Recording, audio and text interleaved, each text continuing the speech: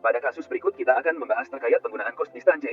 Pengolahan data kali ini kita menggunakan data DEM hasil Agisoft Metashape dan membuat dua buah titik awal dan titik tujuan. Penggunaan metode ini mungkin dapat membantu dalam merencanakan proyek jalan awal menggunakan ArcGIS. Setelah alat visual pemrograman yang digunakan untuk membuat, mengedit, dan mengelola model geoprocessing yang mengotomatiskan tugas-tugas GIS. Model Builder memungkinkan pengguna untuk membuat diagram alur kerja dengan menggabungkan alat geoprocessing dan data, serta menghubungkan keluaran satu alat sebagai masukan untuk alat lain. Ini sangat berguna untuk menganalisis data GIS secara berulang dan menghemat waktu dalam melakukan tugas-tugas yang kompleks atau berulang.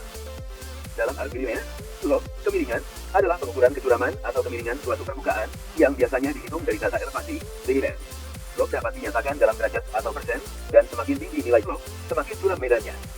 Kemiringan lereng, slope, bisa dinyatakan dalam cara, derajat dan persen. Derajat mengacu pada sudut kemiringan, sedangkan persen mengukur kecuraman lereng sebagai persentase. Keduanya mengacu pada kemiringan yang sama, namun dalam satuan yang berbeda. Perbedaan utama. Derajat. Mengukur sudut kemiringan lereng relatif terhadap bidang horizontal, dengan 0 derajat adalah horizontal dan 90 derajat adalah vertikal. Persen. Mengukur kecuraman lereng sebagai persentase dari perubahan ketinggian, vertikal, dibagi dengan jarak horizontal, dikalikan 100. Rumus konversi. Dari derajat ke persen, persen sama dengan tan, derajat, dikali 100. Dari persen ke derajat sama dengan artan, persen dibagi 100. Contoh. Kemiringan 45 derajat sama dengan kemiringan 100%. Kemiringan 20% berarti lereng tersebut naik 20 satuan untuk setiap 100 satuan jarak horizontal. Penggunaan. Derajat. Biasanya digunakan dalam perhitungan geometris dan konstruksi yang melibatkan sudut. Persen. Sering digunakan dalam pemetaan, perencanaan jalan, dan situasi lain di mana kecuraman lereng perlu diukur dalam persentase untuk kemudahan pemahaman dan perhitungan. Reklasifikasi di ArcGIS adalah proses nilai-nilai dalam data raster menjadi nilai-nilai baru berdasarkan kriteria tertentu. Ini memungkinkan pengguna untuk mengelompokkan, menyederhanakan, atau mengubah interpretasi data raster.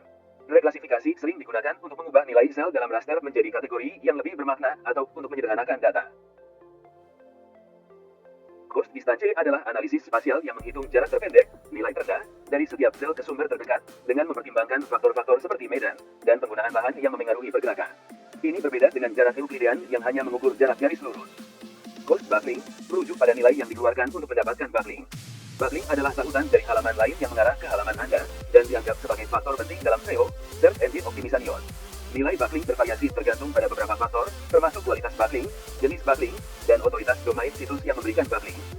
Cost path, atau jalur nilai adalah konsep dalam analisis spasial yang merujuk pada jalur terpendek atau jalur dengan nilai terendah antara dua titik atau lokasi, dengan mempertimbangkan berbagai faktor nilai atau hambatan yang ada di permukaan.